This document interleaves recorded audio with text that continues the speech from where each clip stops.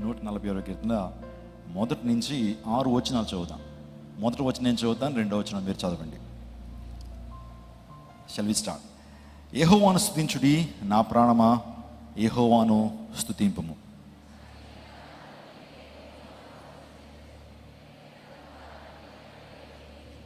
రాజుల చేతనైనను నరుల చేతనైనను రక్షణ కలుగుదు, వారిని నమ్ముకొనుకుడి.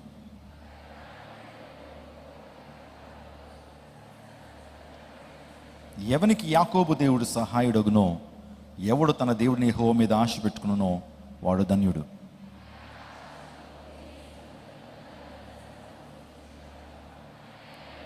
ఏడవ చరణం అందరూ కలిపి చదువుదాం.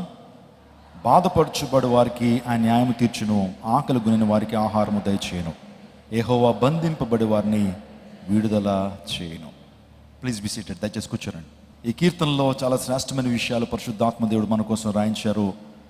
నా ప్రాణమా యెహోవాను స్తుతింపుము.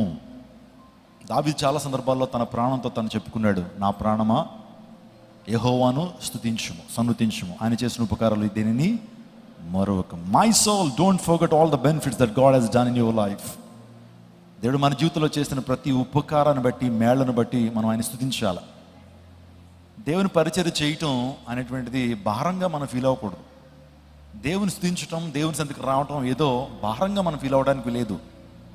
ఆయన మన జీవితంలో చేసిన మేళ్లకు, ఆయన చేసిన త్యాగానికి రుణం తీర్చుకునే కార్యక్రమం ఇది.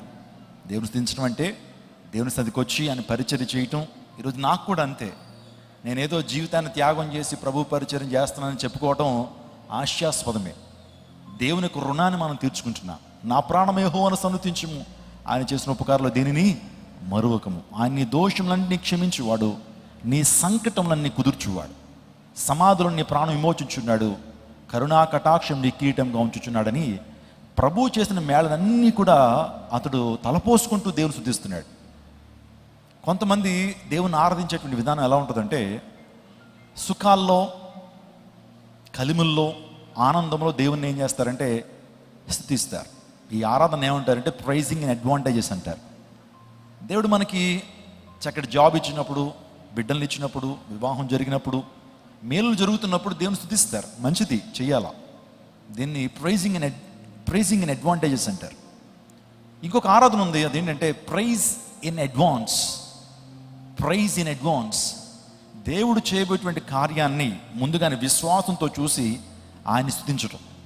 ఫర్ ఎగ్జాంపుల్, మీరు ఒక జాబ్ కొరకు వేచి ఉంటున్నారు, ప్రభు సన్నిధిలో అడుగుతున్నారు. నువ్వు ఈ విధంగా స్తుతించడం మొదలుపెట్టు, ప్రభు నువ్వు నాకు ఇవ్వబోతున్నటువంటి జాబ్ను బట్టి నీకు వందనాలు. నువ్వు కుమారుల కొరకు, బిడ్డల కోసం అడుగుతున్నావు, ప్రభు నువ్వు నాకు ఇవ్వబోతున్న కుమారులను బట్టి నీకు వందనాలు. అది నీ జీవితం ఇంకా జరగలా, కానీ విశ్వాసంతో ప్రభుని ఆరాధించటం, ఈ ఆరాధన ఏమంటారంటే ప్రైజ్ ఇన్ అడ్వాన్స్ అంటారు. మూడోది చెప్తున్నాను, ప్రైజ్ ఇన్ అడ్వర్సిటీస్. నేను 3 ఏళ్ళు చెప్పాను మీకు ఇక్కడ. నేను ట్రిపుల్ ఏస్ చెప్పాను. ఒకటి advantages, advance and adversities. Adversity అంటే కష్టాల్లో. దేవుడు మనకు కార్యం జరిగించకపోయినా, దేవుడు మన జీవితాల్లో ఆయన కృపచేత మనం నడిపిస్తూ కార్యం జరిగించకపోయినా దేవుని కనపరచాలి. యోబు వలే కష్టాల్లో ప్రభువును స్తుతించగలుగుతావా? నువ్వు నీకేదైనా చెడు జరిగినప్పుడు దేవునికి స్తోత్రం అంటావా? అంటే మనకి ఆ నోరు రాదు, ఆ ప్రైజ్ రాదు. ప్రభు ఏం చేస్తున్నావయ్యా, నువ్వు ఉన్నావా, అసలు నా ప్రార్థన వింటున్నావా, ఉంటే ఎలా జరుగుతుందని చెప్పి మనం కంప్లైంట్ చేస్తాం. కానీ మన స్తుతి మన స్థితి మార్చేస్తుంది. స్తోత్రం చెప్పడం, హల్లెలూయా. దేవుడు నీ విశ్వాసానికి కొంత పరీక్ష పెడతా ఉంటాడు. ఆయన ఆ విశ్వాసంలో నువ్వు గెలిచినట్లయితే 2 అంతలు దీవెన పొందుకుంటావు. కష్టాలు దేవుడు కొన్ని సందర్భాలు నీకు అనుమతింప చేస్తున్నప్పుడు, ఆ కష్టాల్లో ప్రభువును గణపరచినప్పుడు, ఆ కష్టాల్లో ఓపికతో ప్రభువును వెంబడించినప్పుడు దేవుడు అందరికంటే ఉన్నతమైన స్థానంలో నిలబెడతాడు. 2 అంతల దీవెనకి ఇస్తాడు. యోబుని దేవాదేవుడు 2 అంతల దీవెనతో నింపాడు. కష్టాల్లో కూడా యెహోవా ఇచ్చును, యెహోవా తీసుకుని పోయిను, యెహోవా నామానికి మహిమ కలుగును గాక. God has given me and God has taken away from me. All glory to God. దేవునికే మహిమ. తన భార్య వచ్చి అంటుంది, ఇంకా అతను విడిచిపెట్టవా యోబు? ఇంక నువ్వు దేవుడు అంటావేంటయ్యా? ఇంకా ఏసయ్యా అంటావేంటయ్యా? చూసావా నీ పరిస్థితి ఎలా అయిపోయిందో? చావు, చచ్చే ముందు దేవుడు దూషించి చచ్చిపోంది. మూర్ఖురాలు మాట్లాడుతున్నట్టు మాట్లాడుతున్నావు అని భార్యను కూడా ఆ టైంలో తిట్టలేదండి, నిందించలేదు. మూర్ఖురాలా అని కూడా అనలేదు. మూర్ఖురాలు మాట్లాడుతున్నట్టు మాట్లాడుతున్నావు. తల్లి గర్భం నుంచి దిగంబరునిగా వచ్చాను, ఈ యొక్క జీవితాన్ని ముగించే ముందు కూడా దిగంబరంగానే వెళ్ళిపోతానో, ఈ మధ్యలో ఏదైతే నాకు ఉందో అది దేవుని నుంచే నాకు కలిగింది, ఆయన ఇచ్చాడు, తీసుకెళ్ళాడమ్మా, అంతా it's not a big deal, అది పెద్ద ఇష్యూ కాదు. నేను కష్టాల్లో కూడా ప్రభువుని గణపరుస్తానని ప్రభువుని గణపరిచిన యోబు మనందరికీ కూడా మాదిరికరమైనటువంటి ఆరాధికుడిగా కనబడుతున్నాడు. ఈరోజు ఆరాధన దినం, పునరుత్థాన దినం. సో మన ఆరాధన విధానాలు మారాలా, కష్టాల్లో కూడా హృదయపూర్వకంగా దేవుని గణపరచాలా. తద్వారా నీకు కలిగేటువంటి దీవెన ఏంటంటే రెండంతల దీవెన నీకు కలుగుతుంది.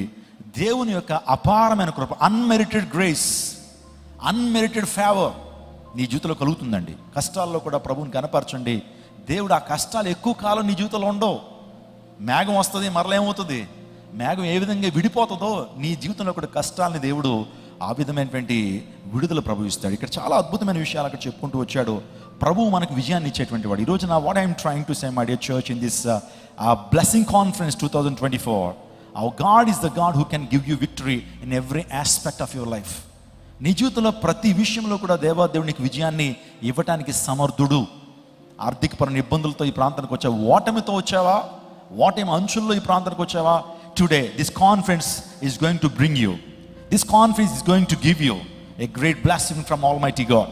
దేవుని నుంచి గొప్ప ఆశీర్వాదాన్ని ప్రభు ఇవ్వబోతున్నా. ఆర్థిక పరమైనటువంటి సమస్య నుంచి విజయం కావాలని ప్రాంతానికి వచ్చావు, అనారోగ్యాల మీద విజయం కావాలని ప్రాంతానికి వచ్చావు, నిరుత్సాహం మీద, కృంగుదల, భయం మీద విజయం కావాలని ఆశపడుతున్నావు, సాతాను శక్తుల మీద విజయం కావాలని ఆశపడుతున్నావు, ఆత్మీయ పోరాటంలో విజయం కావాలని ఆశపడుతున్నావు. ఇక్కడ స్టూడెంట్స్ చాలామంది ఉన్నారు, మీ ఎగ్జామినేషన్స్లో మీరు పడుతున్న ప్రయాసలో గొప్ప విజయాన్ని పొందాలని ఆశపడుతున్నారు. ఆ తర్వాత మరణం మీద విజయం, రోగాల మీద విజయం. ఈరోజు ఏ రకమైన విజయం కావాలని ప్రాంతానికి వచ్చినా, let me tell you one thing as a God servant tonight, hour God can give you victory. Hour God is the God who can make you to prosper in every area of your life.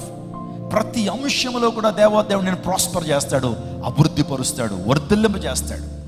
దేవుడు అంత శక్తిమంతుడు. ఆయన దక్షిణ హస్తము, ఆయన పరిశుద్ధ బాహు మనకు విజయాన్ని ఇస్తుంది. స్తోత్రం చెప్పండి. ఆయన బాహు అట, ఆయన పరిశుద్ధ బాహు, ఆయన దక్షిణ హస్తం మనకు విజయాన్ని ఇస్తుంది. ఇశ్రాయేలీలు ఎర్ర సముద్రం మీద ఉన్నారు, ఎర్ర సముద్రం ముందున్నారు వాళ్ళు. దేవుని యొక్క దక్షిణ హస్తము, దేవుని యొక్క సహాయము ఇశ్రాయేల్ మీదకి ఎప్పుడైతే దిగి వచ్చిందో ఎర్ర సముద్రం 2 పాయలు అవటం మనం చూస్తుంటాం. చరిత్రలో క్రీస్తు పూర్వం 1440 సంవత్సరాలు జరిగినటువంటి ఏ మనిషి కూడా తన ఊహల్లో కూడా ఊహించిన అద్భుత కార్యాన్ని దేవాదేవుడు జరిగించాడు. సుమారుగా కొన్ని వేల అడుగుల లోతున్నటువంటి ఎర్ర సముద్రం 2 పాయలుగా చేసి 6 నెలల ఇశ్రాయేలు దేవుడు నడిపించాడు. వారి తలను పైకెత్తాడు. ఇంకెప్పుడు కూడా ఫరో వారి వెంటబడకుండా, ఇంకెప్పుడు కూడా శత్రువు వారి వెంటబడకుండా శాశ్వతమైనటువంటి కార్యాన్ని ప్రభువైనటువంటి దేవుడు చేశాడు. నా దక్షిణ హస్తం, ఆయన బాహు మనల్ని ఏం చేస్తుంది, మనకు విజయాన్ని ఇస్తుంది. ఆ తర్వాత ఆయన బలము ద్వారా మనకు విజయం, ఆయన బలము ద్వారా విజయం. గొలియాతు చాలా బలవంతుడు, 6 మూరల జానుడు కలిగినటువంటి గొలియాతు. కరెక్ట్గా మీకు సుమారుగా చెప్పాలంటే ట్రెస్ చూసారా, అంత హైట్ ఉంటాడు, కింద నుంచి అంత హైట్ ఉంటాడు. అంత హైట్ కలిగినటువంటి గొప్ప వారియర్, గొప్ప ఫిలిస్టీన్ ఛాంపియన్. కానీ గొలియాతు దావీదు చేతిలో సంహరించబడతాడు. దావీదు చిన్నవాడు, తనకి ఏ విధమైనటువంటి యుద్ధ నేర్పడతనం తెలియదు, ఎలా వెపన్స్ పట్టుకోవాలో అతనికి తెలియదు, ఆయుధాలు ఎలా పట్టుకోవాలో తెలియదు.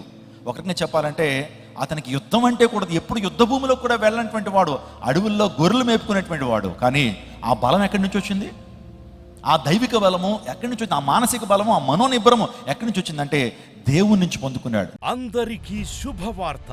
ప్రతి ఆదివారం 10,000 మంది ఒక చోట చేరి దేవుణ్ణి ఆరాధిస్తున్న జీవం గల దేవుని సంఘం.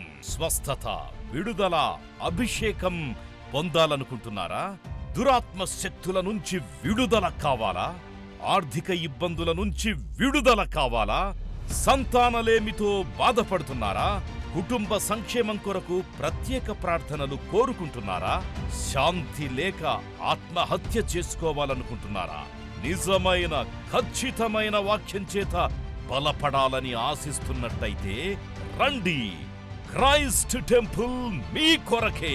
ప్రతి ఆదివారం 4 ఆరాధనలు జరుగుతున్నాయి. మొదటి ఆరాధన ఉదయం 6 గంటలకు, రెండవ ఆరాధన ఉదయం 8 గంటలకు, మూడవ ఆరాధన ఉదయం 10 గంటలకు, 4వ ఆరాధన సాయంత్రం 6:30 జరుగును. స్థలం Christ temple, Mary Stella indoor stadium, Pantakaluva road, NTR circle, Vijayawada. ముఖ్య ప్రసంగికులు ప్రపంచ వ్యాప్తంగా వాక్యమునందించి కోట్లాది మందికి దీవెనకరముగా ఉన్న మన దైవజనులు రెవరెండ్ డాక్టర్ పాల్ ఇమాన్యుయల్ గారు మరియు నిస్సీ పాల్ గారు శక్తివంతమైన సందేశాలను అందించి ప్రతి ఒక్కరి కొరకు ప్రత్యేక ప్రార్థనలు చేయుదురు. హృదయాలను హత్తుకునే అద్భుతమైన స్తుతి ఆరాధన సాక్ష్యాలు, ప్రతి విశ్వాసిపై ప్రత్యేక శ్రద్ధ, గృహ దర్శనాలు, ఇంకా మరెన్నో.